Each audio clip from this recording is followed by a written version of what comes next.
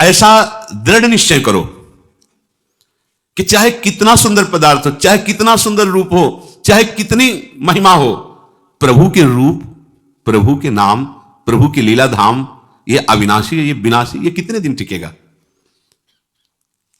वो धनुर्दास जी का एक चरित्र आता है, वो अपनी पत्नी के रूप में बड़े आसक्त थे। ब्रह्मा जी ऐसी रचना किसी किसी के रूप की करते हैं कि थोड़ा सा ऐसा आकर्षण होता है, लेकिन उन्हीं आंखों को जो संसार को देखती है। अगर आपकी भागवतिक महामहिम प्रिया जो की भावना करने वाली आंखें हैं, तो सच्ची मानना जैसे मकान में आग लगा दे और खंडहर जैसा दिखाई देता है, या तो ऐसा पूरा विश्व दिखाई देगा और या तो उन्हीं की अंग कांति दिखाई देगी, दूसरा नहीं। कोई रूप ही नहीं। क्या रूप है, किसका रूप है, कहां रूप है? वो जो रूप तेरो रूप कहते नहीं आवे, उसकी भावना कर रहा है। ऐसा रूप कोट मनमथ मनमथ लालजू का, उसको रूप को उधर दृष्टि नहीं, जागतिक दृष्टि है, तो उसमें थोड़ा सा आकर्षण उसको अपनी आसक्ति के कारण लगता है। वो इतने आसक्त थे कि पत्नी से नेत्र हटा ही नहीं सकते थे। जैसे सामान लानी बाजार से कुछ, तो धनुर्दास जी नहीं ला सकते थे, पत्नी को चलना पड़ेगा साथ।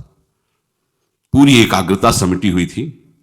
तो जैसे धूप है तो रूप दर्शन हो और उसको कष्ट ना हो, ऐसे छाता लगा के बैग चलते थे उल्टा, पत्नी के रूप देख। बहुत से लोग उपहास करते, उनको कोई से फर्क नहीं था, वो बस ऐसे। आचार्य चरण से कुछ शिष्यों ने जाके कहा, हे प्रभु एक ऐसा स्त्रैण देखा, वो तो मतलब ऐसा। अच्छा इतना रूपाशक्त है, तब तो काम का आदमी है। नजदीक गए और कहा, भाई तुम इतने आसक्त हो, तो उनका ये रूप ही ऐसा, हमारी पत्नी, हम इसके बिना जी नहीं सकते। बोले अगर इससे भी सुंदर रूप हो तो? बोले हो ही नहीं सकता, आसक्ति का विषय होता है, हो ही नहीं सकता। तो उन्होंने ऐसे स्पर्श स्पर्श होती है, शुभों का नाश हुआ। और भगवान आचार्यों के अधीन होते हैं, वो जिसको चाहे उसी क्षण भगवत साक्षात्कार करा दे, बिना किसी भक्ति के अधिकार के भी। नरवाहन प्रभु निहार लोचन भर घोष नार, नक्षिक सौंदर्य काम दुख, जो अत्यंत दुर्लभ रूप प्यारोढ़ क्षमते ने अच्छी सुखादी, नाम तो ध्यान गम। आचार्य चरण ने नरवाहन जी को ऐसे, जो हिंसारत भयंकर अपने अनुयायियों को लेकर के चोरी करना, मारना, काटना, सबको ऐसे नरवाहन प्रभु निहार, जगाई मधाई को ऐसे भगवत साक्षात्कार करा। आचार्यों के अधीन भगवान होते हैं, इसलिए बिना आचार्य शरणागति के रस मार्ग या कोई भी मार्ग पुष्ट नहीं होता, आचार्य आश्रय से। क्योंकि हमारी सामर्थ्य क्या है, पर आचार्य के बच्चा बन गए तो जैसे बच्चा बनने पर पिता की प्रॉपर्टी मिल जाती है, ऐसे आचार्य शरणागत को इष्ट देव का साक्षात्कार हो ही जाता है।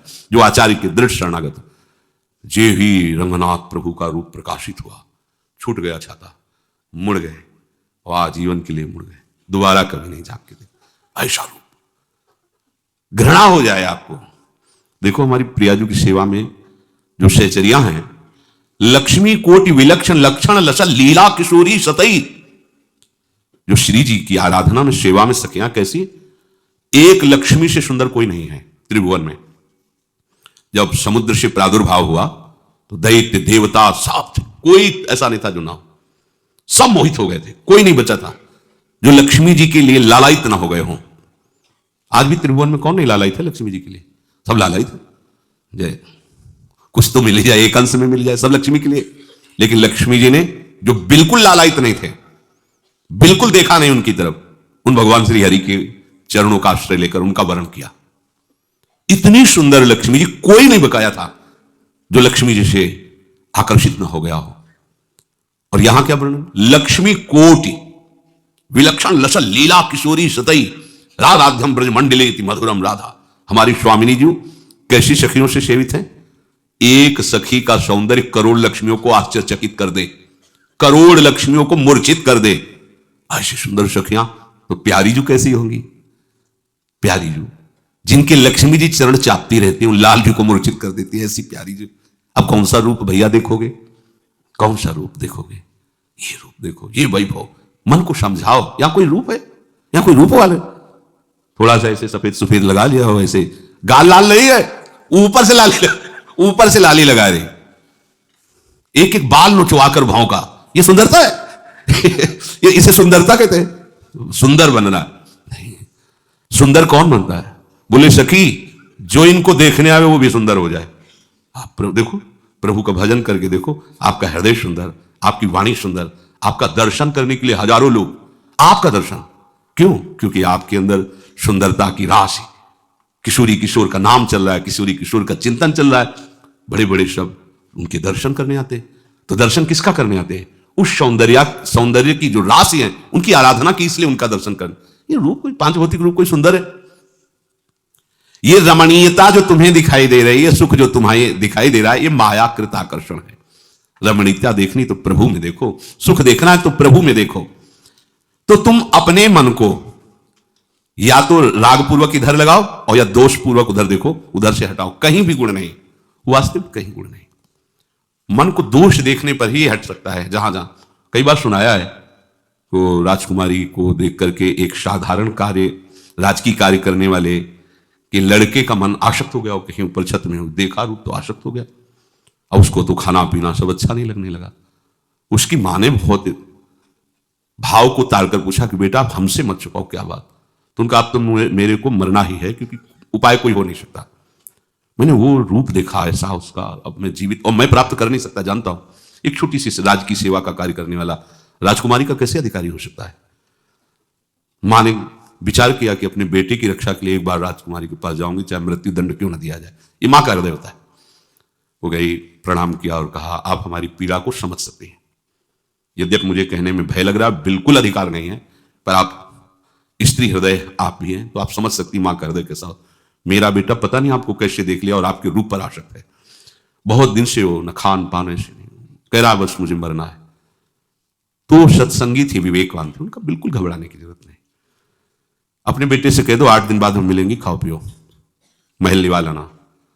झाकुश ने बताया, वो तो राजी हो गया, खाने पीने लगा। ठीक, उसने 8 दिन आयुर्वेदाचार्य से औषधि ली, जिससे मल साफ हो, बार बार शौच, बार बार, और सोने के घड़े में भरवा के रखवा दिया 8 दिन का। उसी कमरे में उनके ढक्कन खुला रखा, पूरा कमरा बदबू से युक्त, गाल से। अब एक दिन में अगर 10-20 शौच हो जाए तो हालत बदल जाएगी। 8 दिन से बराबर लाओ लिया, जो एक कमरे में से। बोले वो रूप कहां गए? बोले घड़े में भरा है इनमें, देखो इन घड़े में। मुझे एक क्षण भी आने टिकना, बिल्कुल नहीं देखना। मल से युक्त है ये निर्मल रूप थोड़ी है। निर्मल रूप प्रियालाल का चिदानंदम है, वो किसी पदार्थों के सेवन से थोड़ी है, वो आत्मस्वरूप सच्चिदानंद। यहां कौन सा ऐसा रूप है, कौन सा ऐसा पदार्थ है, कौन सी ऐसी वस्तु है? मन को विचार के द्वारा दोष पैदा करके या इधर राग पैदा करके प्रभु की तरफ हटाओ। दूसरी बात ये, नियम की बड़ी मार मन पे पड़ती है। मन को मारने के लिए नियम का बहुत पालन करना जरूरी है।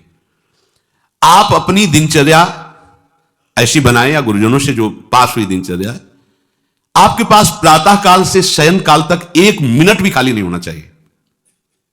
ये आप देख लो, जो अभी तक चर्चा हुई वो पूरे संसार में दोष दृष्टि करके भोगों के प्रति या प्रभु पे महत्व बुद्धि करके छोड़ दो, राग छोड़ो।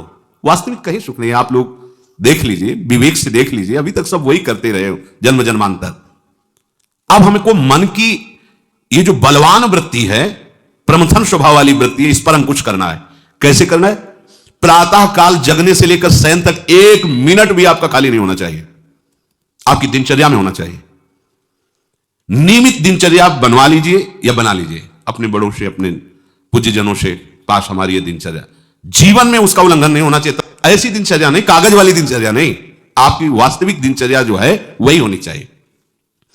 जिस समय जो आदेश हुआ है कार्य का, आपको उसी समय वही कार्य करना है। इससे मन तुम्हारा मरेगा।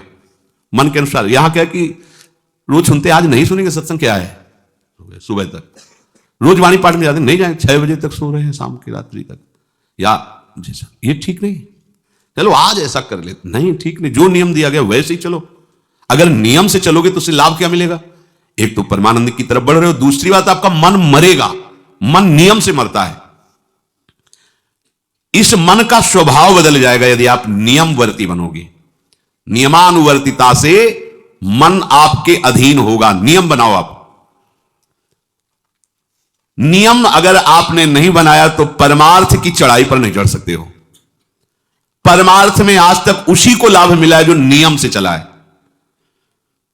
किसी ने पूछा किसी से कि क्या नियम है आपके, तो उनका हमारे संप्रदाय में तो नियम है ही नहीं। गजब की बात कह दी। यहां का जो नेम है वो प्रेम से शासित है, प्राण चले जाएं पर वो नेम छोड़ सकते हैं? देखो ना, मन क्रम वचन त्रिशुद्ध सकल मत, नेम नहीं है। जो आप कह रहे हैं उसी के अनुसार जीवन चलाना है। प्रियालाल के सुख का नेम, प्रियालाल के नाम जप का नेम, प्रियालाल हमारे कोई नियम ही नहीं, मतलब खाओ पियो पड़े रहो केवल से। आप समझो, समझ के बोलो, ऐसे किसी को मत बोलो। परमार्थ में आज तक जिसको भी लाभ मिला है नियम से चलने वाले को प्राप्त हुआ है। इष्ट आराधना में जो जो आपको नियम मिले हैं उनमें शिथिलता नहीं होनी चाहिए, और बहुत काल तक एक नियम में चलने वाले को सिद्धि प्राप्त हो जाती है। जिस स्थान पर, जिस आसन पर, जिस समय पर जो मंत्र जितना, वो नियम होना चाहिए। ऐसा नहीं कि आज 20 माला जप लिया तो कल 10 माला जप कर लिया तो 2 दिन जपा ही नहीं फिर आगे, ऐसे नहीं होता। एक नियमानुवर्तिता। 5 मिनट का भी अंतर आपके नियम में जब नहीं पड़ने लगेगा, नियमित नियत समय, यह संतों में देखा गया है। जय बजे उठना, जय बजे शयन, जय बजे उनकी जो दिनचर्या, एक दिन अगर देख लो तो दूसरे दिन तुम कह सकते हो इस समय ये साधन कर रहे होंगे, क्योंकि उनका नियम है, वो वैसे मिलेंगे। बड़े बड़े महापुरुषों में देखा गया है। ये 2 बजे के जगने का समय तो मतलब जैसे लगभग विषयी पुरुष सब सोते हैं, ऐसे लगभग जो भगवत प्राप्ति की लगन वाले साधु 2 बजे जग जाते हैं सब। ये नहीं कोई आश्चर्य की बात नहीं है, हमने देखा है। गंगा के किनारे जैसे ब्रह्म 2 बजे शुरू हो जाता है, कुआं से जल इतना और सब दिनचर्या, गंगा नहाने के लिए फिर जाना, बाद में यहीं से स्नान करके फिर बाद में गंगा स्नान करने जाना। जो अनियमित साधन करता है, यद्यप साधन अविनाशी, पर मन मरेगा नहीं, मन अधीन नहीं होगा, ध्यान रखना। अनियमित, नियमित, आज 1 घंटे बैठे, कल 30 मिनट बैठे, परसों 10 मिनट और फिर आगे बैठे ही नहीं 2-4 दिन, बिल्कुल नहीं, ऐसा नहीं। चाहे 10 मिनट से शुरुआत करो तो 11 होना चाहिए, कभी 9 नहीं होना चाहिए। और बार बार दिनचर्या का परिवर्तन नहीं होना चाहिए, मंत्र का परिवर्तन नहीं होना चाहिए, नाम का परिवर्तन नहीं होना चाहिए, खाने पीने का, शयन का, जगने का बिल्कुल नियत समय होना चाहिए मन को वश में करने के लिए। ये जो लोग ने कि जब जहां जैसे आया चिड़िया की तरह चुनते रहते हैं, कुछ लोगों को तो देखा है, यहां तो शासन है। सत्संग में भी बोतल खोली, एक एक घूंट ऐसे थोड़ी थोड़ी देर पर, अरे मर थोड़ी जाओगे, अमृत बरस रहा भगवत चर्चा को, उसका पान करो चिड़िया की तरह। कभी ऐसे जेब में डाले, वो रंगीन पुड़ी नहीं होती ऐसे थैली निकाला, भुजिया चबा, 2 पानी, ऐसे मर थोड़ी जाओगे। एक बार भोजन डाल दो, प्राण पोषण होता रहेगा। एक बार नहीं, 2 बार से, इसके बाद ज्यादा ये नहीं होना चाहिए, थोड़ा ये पाया, थोड़ा वो पाया, थोड़ा प्रसाद में मिले प्रणाम कर लिया, जरा चख लिया, रख लिया, जब प्रसाद पाएंगे तब पा लिया। बार बार खान पान से भजन में विक्षेप पहुंचता है। अगर मन को मारना है, भगवत प्राप्ति करना है, तो खान पान का समय, शयन का समय मानो आप 9 बजे से 2 बजे तक, 9 बजे आप सैया पर होना चाहिए। 2 बजे आप सैया छोड़ ही दो, नींद आई हो या ना आई हो, इससे कोई मतलब नहीं। नियम सो नियम, ये नहीं आज रात में नींद नहीं आई तो आज सो लेते, नहीं, उठो तुरंत। आपकी दिनचर्या, अपने लोगों ने अभ्यास जब किया ना, तो उसमें यह नहीं कि जग के विचार करना है कि उठना है। जेव ही घड़ी पर दृष्टि गई, आज तक भगवत कृपा से कभी अलार्म नहीं लगाया, बचपन से लेके अभी तक। मिले ही घड़ी तो अलार्म क्या लगाए, गंगा के लिए घड़ी लेके कौन घड़ी देगा, गरीब किसानों के। एक समय निश्चित 5-10 मिनट के अंतर की बात नहीं कहते, तुरंत वस्त्र हटाओ, तुरंत। ये नहीं कि ओढ़ के ध्यान करेंगे, वो ध्यान नहीं होगा, वो सो जाओगे। वो पहले अगर सर्दी के समय हटा दिया, ऐसे खुले बैठो, ठंडी लगेगी। अब नाम जप करो जितनी देर तुम्हारा नियम हो, नहीं तो चलो अपना शौच स्नान पवित्रता। फिर उस शयन वाले आसन पे ना बैठे, अगर फिर नहा धो करके बैठ जाओगे तो एक नींद पूरी और हो जाएगी उसमें। अब प्राय लोग यही करते ना कि पहले तो बोले नहाने धोने की जरूरत नहीं, नाम जप कर लेंगे, उसी में बैठे। ओढ़ के अगर बैठ गए तो सूर्य उदय हो गए, कितने नाम जपा उनको खुद पता नहीं, क्योंकि वो कम्बल की उसमें, या नहा के जल्दी से उड़ के बैठ गए फिर सो गए। ऐसे साधना नहीं होती। स्नान करने के बाद फिर आसन में बैठ कर बहुत साधारण अवस्था, ऐसा नहीं कि खूब गरम गरम कम्बल ऐसे ओढ़, नहीं, ठंडी लगनी चाहिए, शांत बैठ, आंख खुली, ध्यान नहीं करना चाहिए, आंतरिक ध्यान करो। आंख मूंद ली ना तो सुषुप्ति में पहुंच जाओगे। ध्यान पूर्वक ऐसे, जैसे चातक स्वाति की बूंद को निहारता है।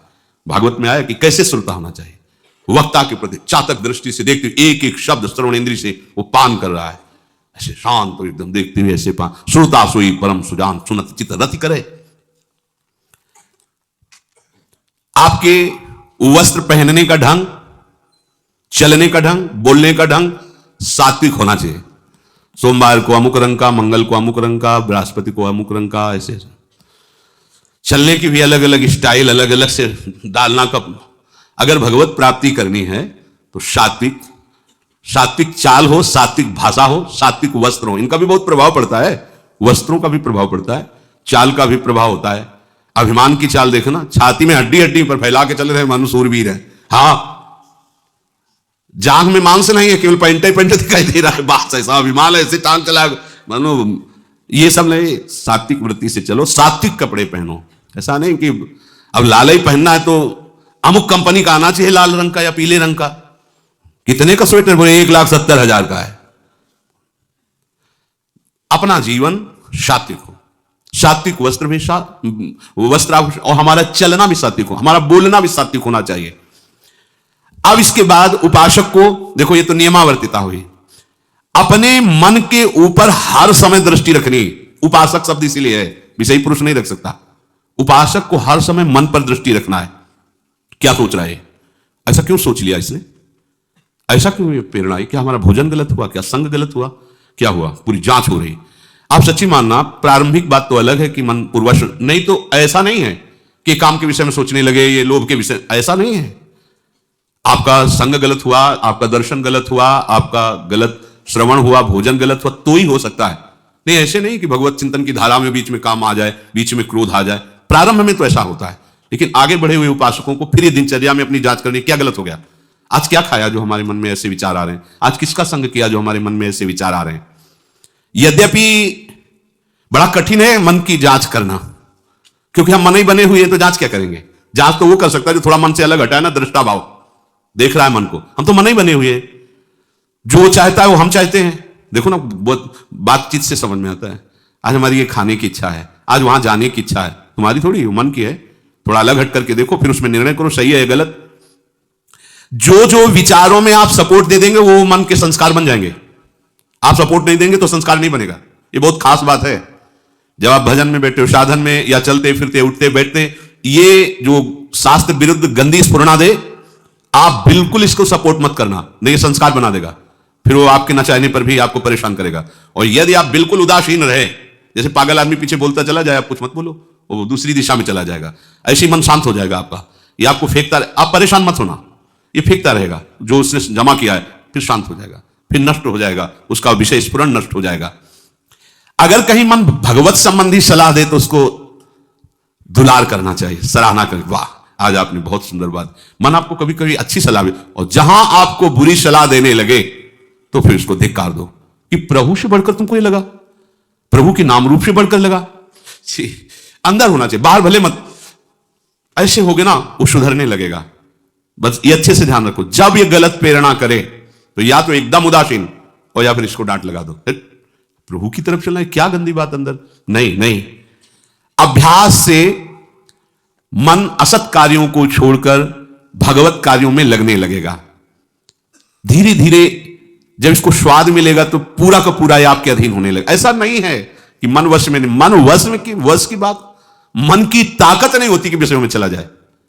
आप करके तो देखो भजन, नहीं ऐसा होता तो पूरा जीवन बर्बाद हो जाए। फिर वो मन ही वश में नहीं होता, फिर क्या? नहीं, ऐसा नहीं। पूरे जीवन को पढ़ा है। साधु की सबसे बड़ी पढ़ाई मन की होती है, वो मन को पढ़ता है, पूरे जीवन मन को पढ़ा है, उसने देखा है मन, अब क्या परिवर्तन, अब क्या परिवर्तन, अब क्या स्थिति, अब क्या स्थिति।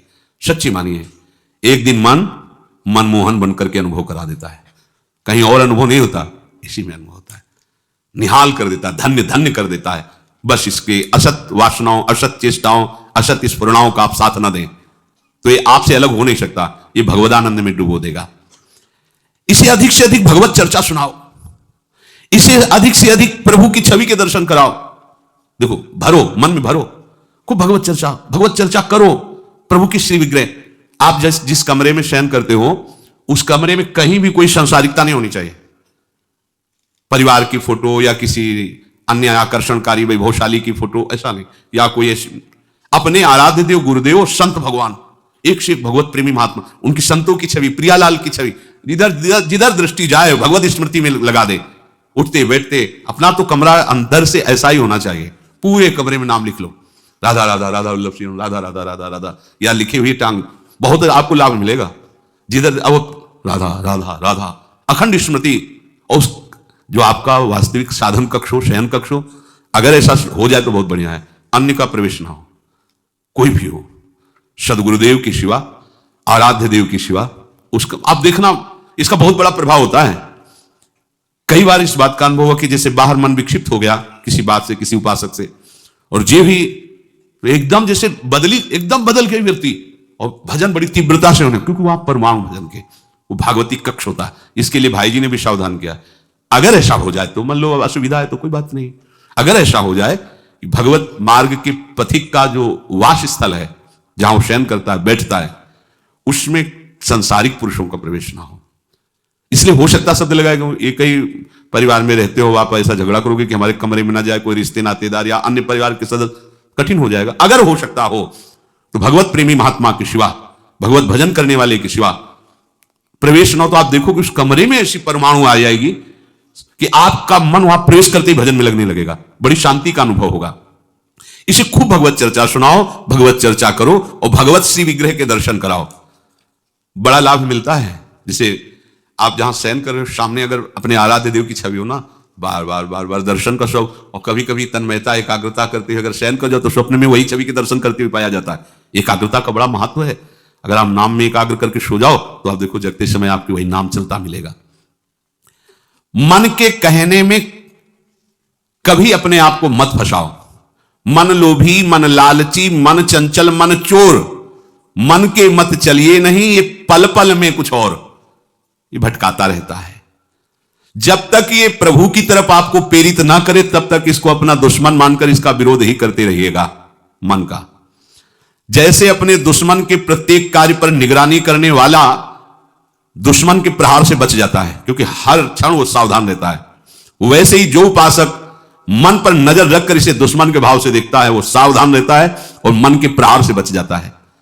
जहां कहीं ये उल्टा आपको ले जाने के लिए करे, बस इसकी सुनना नहीं, बिल्कुल इसके विरोध में हो जाना। ये बड़ा बलवान है पर तुमसे बड़ा नहीं, ध्यान रखना, ये तुम्ही से बलवान है, तुम्ही से खा पी के तुम्ही को पटकेगा अगर इसके अनुकूल रहे। और अगर आप अपने, तो ये इसकी ताकत नहीं आपको गिरा दे, क्योंकि बिना सपोर्ट के आपके कुछ नहीं कर सकता। पक्का आप सपोर्ट मत कीजिए, ये आपका कुछ नहीं बिगाड़ेगा, पर इसका स्वभाव है कि एक क्षण में अपने अनुकूल कर लेना। जहां दिखाया हम आपको ऐसा सुख प्रदान करेंगे, जल रहे हो ना, अभी आनंदित हो जाओगे तो आप दस्तखत कर दोगे, जी बस हो ले गया। आपके दस्तखत के बिना कुछ नहीं कर सकता। कई बार इससे उपासक को हारना होगा, क्योंकि बताया नहीं दस्तखत करवा लेगा, पर तुम साहस मत छोड़ना इसके परास्त करने का। सैकड़ों बार ये हराता है। सच्चा उपासक वही है कि गिर करके, हार करके भी उसको हराने का उत्साह न छोड़े। ये हरा देता है, बहुत बार हरा देता है, क्योंकि पूर्वाभ्यासी बहुत दाव पेच जानता है, हमको अपने अधीन किए रहता है। कई बार तो ऐसे ढंग से हराता है कि समझे नहीं आता कि मुझे हरा रहा था क्या। जब हार गए तब लगता है हाँ हार तो गए, इसका मतलब हमको हरा रहा था। हिम्मत मत हारना, जीत तुम्हारी होगी, क्योंकि तुम प्रभु के सीधे अंश हो और ये तुम्हारी ताकत से बलवान हो रहा है। दृढ़ता से लड़ो तो दिन दिन तुम्हारा बल बढ़ेगा और मन का बल घटेगा, और यदि इसका सपोर्ट करते रहोगे तो इसका बल बढ़ेगा, तुम्हारा घटेगा। तुम इस पर जिस दिन विजयी हो गए तो ये मन मन न रहकर श्री कृष्ण हो जाएगा। पर ध्यान रखना, ये बहुत चतुर है, ये कभी डरवाएगा तुमको फिर अपने अधीन करेगा। ऐसा ही होता है, कभी फुसलाएगा, कभी लालच देगा, कभी बड़े सुख का प्रलोभन देगा, परंतु तुम इसके धोखे में मत आना, भूल कर इसका विश्वास न करना। अपनी हिम्मत टूटने न पावे, लड़ने में कमी न होने पावे, इससे लड़ाई लड़ी। यहां मन से तो लड़ते नहीं, बाहर झगड़ा करते घूम रहे, इससे लड़ो, ये बेईमान जो हमको परास्त कर रहा है। अंत में आप देखोगे आपकी आज्ञा पर खड़ा हो जाएगा हाथ जोड़, अब जैसा आप जैसा, ये विश्वासी सेवक बन जाएगा। मन को कभी निकम्मा मत रहने दो। अब तो सब हो गया, वाणी पाठ भी हो गया सब, 3 घंटे तो कोई बात है नहीं, 3:30 बजे शाम के जाना है। 3 घंटे में वो इतना मसाला एकत्रित कर देगा कि 3 महीने में तुम सत्संग के द्वारा उतना सामग्री नहीं एकत्रित कर पाओगे उसको हराने के लिए। बहुत चतुर है, इसको खाली मत रहना। एक आदमी ने भूत सिद्ध किया, भूत सिद्ध हो गया। भूत ने कहा कि काम बताओ हमें, अमुक काम, एक क्षण में कराया। और बताओ? और क्या बताएं? बोले काम नहीं बताओगे तो उठाक पटक देंगे तुम्हें, हम तुम्हें मार देंगे हम। वो जो भूत सिद्ध करने के लिए मंत्र दिया था, वो गुरु के पास गया, बोले महाराज वो तो कह रहा मार डालेंगे अगर काम नहीं बताओगे। ठीक है, एक लंबा बांस खड़ा कर दिया और कहा इस भूत को आदेश करो, इस पे उतर चढ़ो, जब तक हम कोई काम ना बताएं तो यही तुम्हारी ऊपर का। बस ऐसे ही मन भूत है, उठाक पटक देगा आपको किसी न किसी विषय में। इसको काम बताओ, क्या? राधे श्याम राधे श्याम राधे श्याम, चढ़ते उतरते रहे, नाम में चलते रहो। जब और कोई काम होगा तो बताएंगे, चलो सेवा कर लो, बाड़ी पाठ कर लो, नहीं है ना, राधे श्याम राधे श्याम राधे श्याम। पक्का समझो भूत है, मार देगा तुम्हें। अगर राधे श्याम रूपी बांस में इसे चढ़ाओगे, उतारोगे नहीं तो पटक देगा किसी न किसी विषय में, फिर छाती जलेगी, दिमाग खराब होगा, डिप्रेशन में पहुंच जाओगे। ये ऐसे ऐसे कर्म करवा देता है कि लगता है अब भी इसकी जरूरत है। प्रभु के होगे, प्रभु का नाम जप करके प्रभु के मार्ग में, अब भी इसकी जरूरत है जो तुमने किया, जो तुमने सोचा, जो तुम सोच रहे हो, इसकी जरूरत है। बहुत सावधान, नाम कभी छूटे ना इसको उसमें। ये निकम्मा मन बर्बाद कर देता है। निकम्मा रहोगे तो इधर उधर की बातें सोचेगा। एक और बात बता दें, जब तक नींद ना आवे तब तक लेट करके भजन मत करना। किडनी थोड़ी खराब है तुम्हारी कि तुम्हें बैठने में परेशानी। अपने लोगों ने ऐसा किया है, अब जैसे रात्रि में है माला लेके बैठ गए, अब नींद नहीं आ रही है तब तक माला चल रहा है, भजन चल रहा है। जब नींद आने लगी धीरे से लेट गए, माला छाती में रखा है, अगल बगल कोई अपने माला में ही है। अब लेट करके कि नींद का इंतजार, तो नींद तो आए कि ना आए, लेकिन ये क्या क्या प्रोग्राम आ जाएगा वो आप देख लो। नए साधक सावधान नहीं रहते तो दुर्दशा अपनी कर लेते हैं क्रियाओं के द्वारा, अन्य चेष्टाओं के द्वारा। शयन के समय बहुत सावधान रहने की जरूरत है। दिन भर तो आपको ऐसी सेवाएं मिली हैं, ऐसे साधन मिले हैं जो भगवदानंद में डुबोने के लिए पर्याप्त हैं, लेकिन जो आपका पर्सनल समय है उस समय आप सावधान रहना। अब आप फुर्सत में लेट गए, जे भी फुर्सत सोच के लेटे कि सब हो गया, अब उसका प्रोग्राम शुरू मन का। अब आपके इधर उधर चित्तवृत्ति, फिर मोबाइल जो पास है तो फिर क्या कहना है, मन को तो मानो अमृत मिल गया, वो आपको प्रेरित करेगा। जहां आपने कोई गेम ये वो नौटंकी नाटक की, जहां बस उसको मसाला मिल गया वो आप काफी है, वो आपको ऐसी जगह पहुंचा देगा कि सुबह दिनचर्या में हाजिर नहीं हो पाओगे। कहां है वो? बोले अभी तो आया ही नहीं वो। क्यों? मन ने उसको परास्त कर दिया इसलिए नहीं आया। बहुत सावधान। ये निकम्मा रहेगा तो बुरी बुरी बातें सोचेगा। खास बात है, दिन भर सावधान रह सकते हो माना, लेकिन शयन के समय जब आप अपनी सैया पे गए, अब होश ठिकाने रखो, बिल्कुल सावधान। यहां थोड़ी तुम्हें सावधान रहने की जरूरत है, अभी तो सावधान आई हो, नहीं तो अभी खड़े हो, तुम्हारे पितर तक तृप्त हो जाएंगे अभी है। लेकिन कमरे में सिटकिनी बंद, अब शयन के लिए गए, आप होश में, यही होश खो जाते हैं। ध्यान रखना, मन आपसे ऐसी चेष्टाएं कराएगा, क्रियाएं कराएगा, ऐसा दर्शन कराएगा, ऐसा सोचवाएगा, पूरे दिन की साधना को मटिया पलेट कर देगा, पोछा लगा देगा। हमारी प्रार्थना मान लेना, जब तक नींद ना आवे तब तक सोने के लिए आप लेटना नहीं। यदि जवान साधक हो, माला हाथ में, ऐसे दोनों हाथ कब्जे में है, जवान से नाम या मंत्र अंदर। अब थक गए, सो गए तो ऐसे सो जाओ, आपकी शैया परम पवित्र है। अगर घंटा 2 घंटा इंतजार नींद का तो पक्का वो भ्रष्ट करा के रखेगा, पक्का। हमारी बात लिख लो। सावधान, शयन के समय हर उपासक सावधान। उस समय विशेष आवश्यकता आपको भजन की है, क्योंकि वो एकांत है और आपके ऊपर उस समय मन को हावी होने का अवसर मिल गया। इसलिए सावधान, सत्संग को सुना जाए, मनन किया जाए और आचरण में उतारा जाए, और इस भूत को हर समय नाम रूपी बांस पे चढ़ाते उतारे। राधे श्याम, राधा वल्लभ श्री हरिवंश, राधा वल्लभ श्री हरिवंश।